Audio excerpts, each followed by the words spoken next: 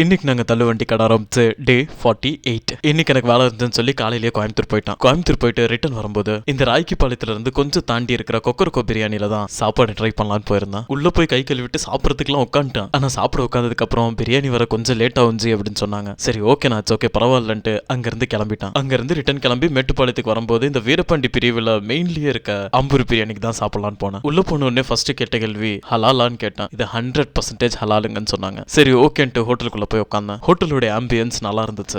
அப்துல் கலாம் ஐயா photo, Nelson Mandela ஐயா போட்டோலாம் மாட்டி வச்சிருந்தாங்க. அப்புறம் நான் ஒரு எம்டி பிரியாணி ஒரு பாயில்டு எக்கும் ஆர்டர் பண்ணி சாப்பிட்டேன். ஹே சீரியஸாவே நல்லா இருந்துச்சு. எம்டி பிரியாணி வித் எக் 100 ரூபா ஆச்சு. பட் இருந்தாலும் டேஸ்ட் நல்லா இருந்துச்சு. சாப்பிட்டு முடிச்சுட்டு அப்படியே போய் கையை கழுவிட்டு 100 ரூபா பில்லையும் கொடுத்துட்டு கிளம்பிட்டேன். அப்புறம் ரிட்டர்ன் மேட்டுப்பாளையம் வரும்போது ஒரு சின்ன ஹேக்கு சொல்லி தரேன். இது அவ்வளோ பெரிய விஷயம் இல்லதான், மொக்க விஷயம் தான். பட் இருந்தாலும் தெரியாதவங்க தெரிஞ்சுக்கோங்க. நீங்க மோஸ்டா கோயம்புத்தூர் போயிட்டு ரிட்டர்ன் மேட்டுப்பாளையம் வரும்போது இந்த கோயம்புத்தூர் ரோட்ல காரமடையில சரியான டிராஃபிக் இருக்கும். அதை எப்படி பைபாஸ் பண்றதுன்னு சொல்றேன். பட் இப்போ டிராஃபிக் இல்ல, டிராஃபிக் இருக்கும்போது எப்படி பைபாஸ் பண்ணணும்ங்கறத பாத்துக்கோங்க. காரமடை பாலத்துல சரியான டிராஃபிக் இருந்துச்சுன்னா பாலம் ஏறாதீங்க, பாலத்துக்கு கீழேயே வந்துருங்க. பாலத்துக்கு கீழே இந்த மாதிரி புதுசா ஒரு சப்வே ரூட் இருக்கு. அந்த சப்வே ரூட்டை கடந்து வந்த உடனே இந்த காரமடையில இருக்கிற பழைய பஸ் ஸ்டாண்ட் ரூட்ல போயிருங்க.